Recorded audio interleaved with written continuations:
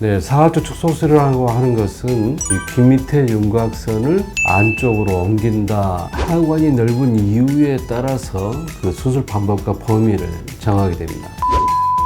이 모두가 관련이 되죠. 안녕하세요. 그래디TV 시청자 여러분, 함범준 원장입니다. 얼굴 라인, 즉 얼굴 윤곽이죠. 얼굴 윤곽이 얼굴 전체 이미지에 미치는 영향이 크다는 걸 다 알고 계실 겁니다. 많은 분들이 윤곽 수술에 대해서 굉장히 관심이 많으신데요. 오늘은 그 대표적이라고 할 수 있는 사각턱 축소술에 대해서 얘기를 해볼까 합니다. 이 귀 밑 바로 아래에서 윤곽선이 그 수직으로 내려오게 되게 되면은 정면으로 봤을 때 사각 모양으로 보이고 측면에도 사각 모양으로 보여서 사각턱이라고 그렇게 불리고 있죠. 이렇게 사각턱을 가지고 있으면은 아주 투사의 그런 아주 강한 인상을 주게 되고 좀 투박한 인상을 주게 되죠. 네, 사각턱 축소술이라고 하는 것은 이 귀 밑에 윤곽선을 안쪽으로 옮긴다 이렇게 생각하셔도 되겠습니다. 이를 뼈로 얘기하자면 하악각을 잘라주는 것인데요. 이 귀 밑에 있는 윤곽선이라고 하는 것이 단순히 뼈로만 구성되어 있는 게 아니고 근육이나 얼굴 살의 두께도 관여를 하게 되죠. 그래서 환자분들을 상담을 할 때 얼굴 뼈, 근육, 살 중에 어떤 것이 주된 요인이며 또는 한 가지 또는 그 이상의 서로 겹치는지 아닌지를 판단을 해서 수술 범위와 방법을 정하게 되는 것입니다.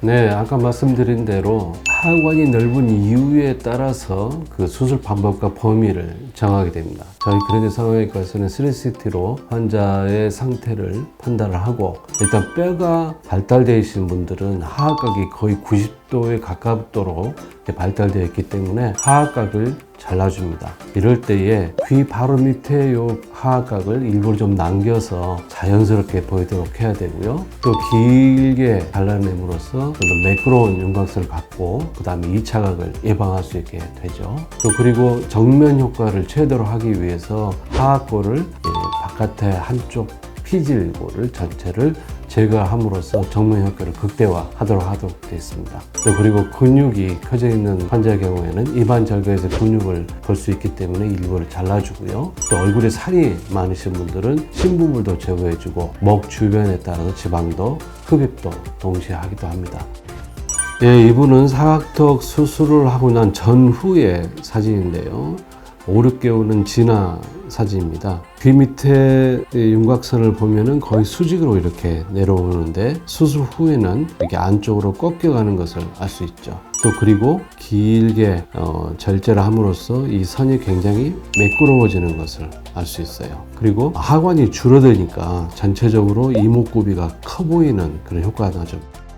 이거는 45도 각도에서 본 사진인데요. 귀 밑에 윤곽선이 거의 수직으로 이렇게 내려오고 하악각에서 각이 져 있는 걸 볼 수 있는데요. 수술 후에는 귀 밑에서 부드러운 선으로 안쪽으로 꺾여서 지나가는 걸 볼 수 있고, 전체적으로 얼굴이 굉장히 갸름하고 부드러운 인상을 주면서 역시 마찬가지로 눈, 코, 입이 커 보이고 뚜렷해 보입니다.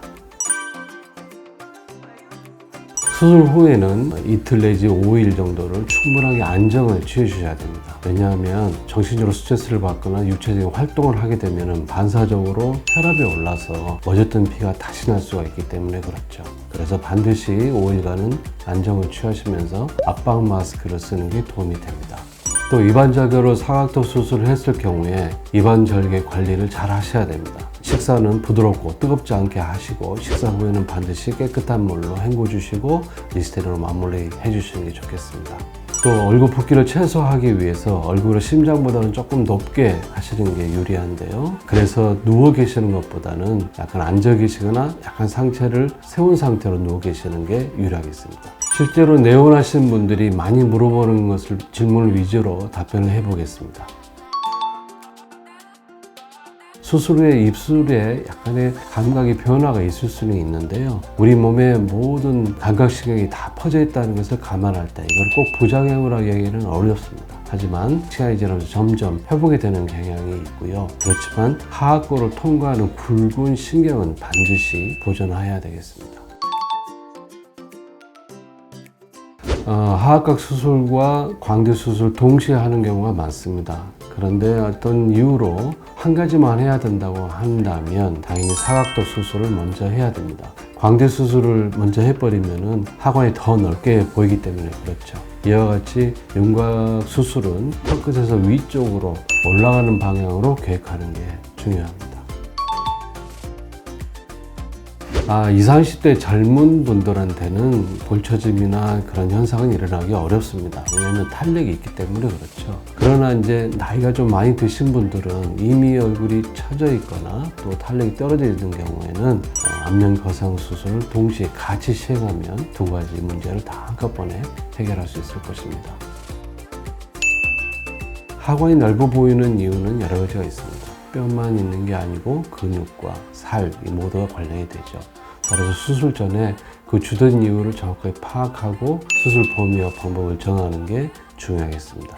특히나 뼈를 제거하는 경우에 뼈 안을 주행하는 그 신경의 위치가 사람마다 너무 많이 다르기 때문에 그 사전에 미리 알아서 체크를 해야 되고 또 그거를 보존하는 섬세한 테크닉이 필요하게 됩니다. 이번 영상이 여러분께 많은 도움이 되기를 바랍니다. 시청해주셔서 감사합니다.